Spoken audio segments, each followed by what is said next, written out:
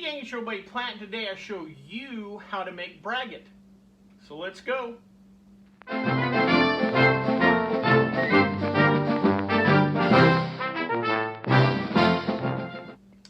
Holy cow, has it been a minute since I've been in the kitchen and made something? I apologize, it's been way too long, but fall's here. I'm in the mood to do a little brewing. So today I thought I'd make something kind of unique, probably something most of you out there may or may not have tried before. I'm going to make a Braggot. Now, what is a Braggot? A Braggot is basically a combination of mead and beer. So the fermentables are honey and barley. Traditionally, this would have been a 50-50 kind of mix, half barley, half honey. Today, modern Braggots tend to be either a mead with some barley in there or a beer with some wine, more of a 75-25 kind of thing. Historically, Braggots date back to about the 15th century, or that's the first time we see mentions of a recipe for this. There have been other researchers that kind of say that it may go back to the 12th century. There's some Celtic and Viking lore that kind of allude to a Braggot. Realistically, we've been making beer for thousands of years and been making mead for thousands of years. So I'm sure at some point in the time, even before the 12th century, somebody was combining the two. But as far as historically, we'll say about the 15th century. The early recipes did not use hops. They did not hop it. They probably, up until the last few hundred years, we didn't use hop in beers. We were going to use other herbs and roots and spices. You would use things like spruce tips or chamomile or dandelion or something, different things like that hops, really kind of come on the last few hundred years. So again, the original Braggots wouldn't have them. Today they do. Modern Braggot makers generally make a beer.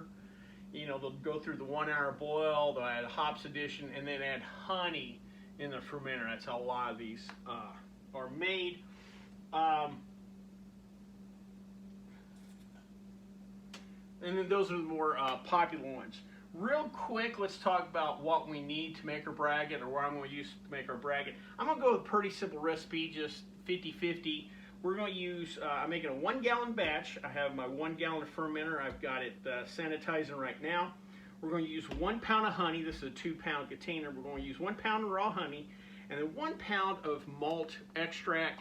You can use all grain, but if you view the channel, I like to keep it easy, and malt extract makes your life easier. I'm also going to use a little bit of yeast nutrient. If we were doing all grain, we would probably have enough nutrient for the yeast, but because we're using extract, and better safe than sorry, I'm going to add a little yeast nutrient. And then the style of yeast I'm using is a beer yeast I've been experimenting with called Nottingham. It makes higher gravity beers, higher alcohol beers. It really loves the malt extract, work its way through real easy, but it should have enough backbone and alcohol tolerance to work through the honey. So we should get a pretty good result there. I've, like I said, experimented. It works really nice. So with that being said, let's make some Braggot. Alright gang, so the first thing I did was heated up 1 gallon of water. As long as your water is fine, your municipal water is fine, you probably don't need to do anything to it. If you're not sure, a gallon of spring water at your local grocery store shouldn't be too cost prohibitive. Alright, so I've heated up water to about 125 degrees. I just want it warm enough to where I can mix in the fermentables we have going in. If you just heat up a little bit, it makes your life easier. I'm going to go ahead and kill the flame, because if you've ever worked with honey before, it's going to go straight to the bottom, and if you have that heat source, you possibly could scorch it, so this kind of eliminate that. But we've heated up our water to about 125. This is, like I said, a 2 pound container of honey, so about half a container.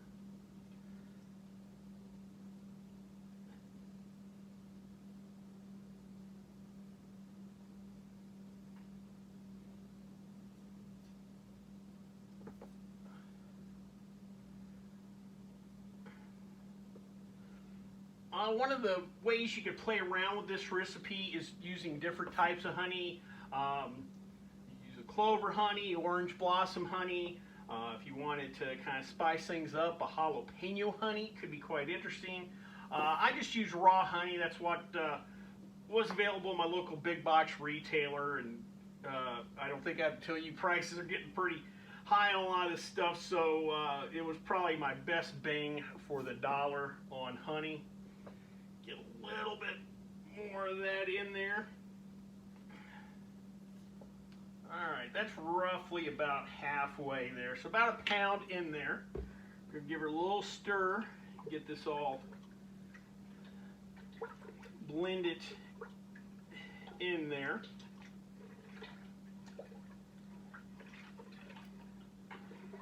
One of the things I like about doing these 1 gallon batches is, again, most people have a 1 or 2 gallon stock pot.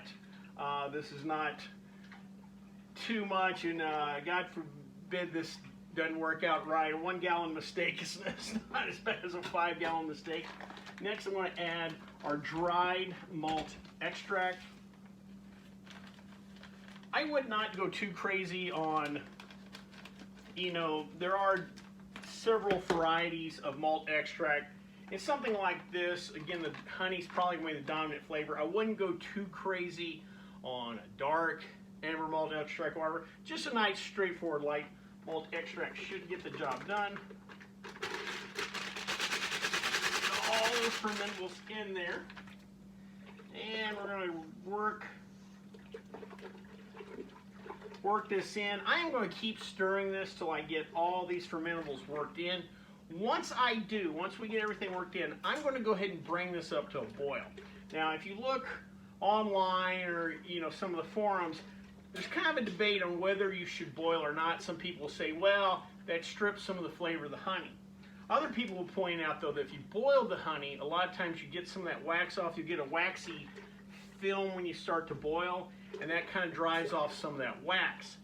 I'm on the side that it's probably, kind of 50-50 on it, but the benefit for sanitation-wise, if you go ahead and boil it, you just make it, you're just kind of safeguarding from any potential infections, or, as far as bacterial infections. So we're going to go ahead and bring this up to a boil, and then once it's boiling, we'll go ahead and, turn off the flame. We just want to get it up to a boil, work off some of that wax, make sure it's sanitized, and then we'll go ahead and cool it off, and then I'll come back when we put it into the fermenter to pitch, and then I'll discuss the rest of the process from there.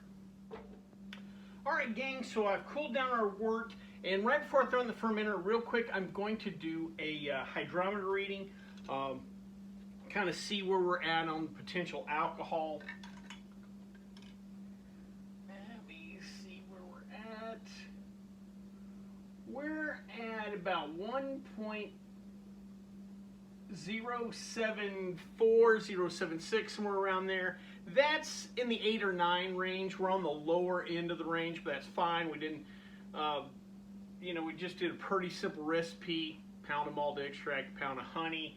So if we get a nice clean fermentation, 8 to 9, maybe a little higher ABV, but well within our range. Well, let me get this thrown in the fermenter. We'll come back to wrap up. Alright, gang, I got our wort cooled down. I put it in our fermenter. I added half a teaspoon of yeast nutrients, and then roughly 2 to 3 grams of our Nottingham beer yeast. You can use wine yeast, champagne yeast, any beer yeast that's kind of higher gravity, 8 to 10% and above. Even something like a Saf Ale USO5 should work on this. Real quick, if you decide you want to add hops to this, I suggest a low alpha acid hops. We're not trying to dominate the flavor with the hops, so keep that in mind. Also, too, one cool thing about something like this, if you have any leftover malt or whatever, and kind of, hey, what can I do with it? You can always throw it in with some honey and come up with a Braggot, and again, that random pound or whatever you may have, a malt extract, what have you. This is a nice little way to use that up.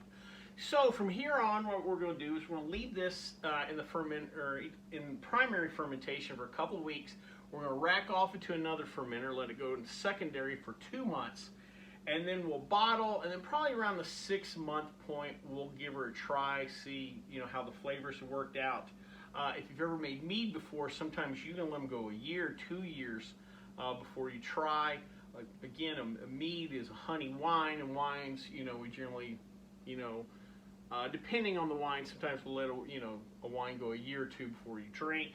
If you decide to go more barley than honey, you would want to drink a little bit younger, because beers we tend to drink younger. So just something to think about there. There are a few variations of that. I've seen several different berry braggots. So if blueberries, raspberries, something like that. Fruit works well with this recipe, so feel free to utilize some fruit if you have any extra. Well, I hope you liked this video. If you did, please subscribe down below. Also, please like the video because it lets YouTube know we're putting out good content.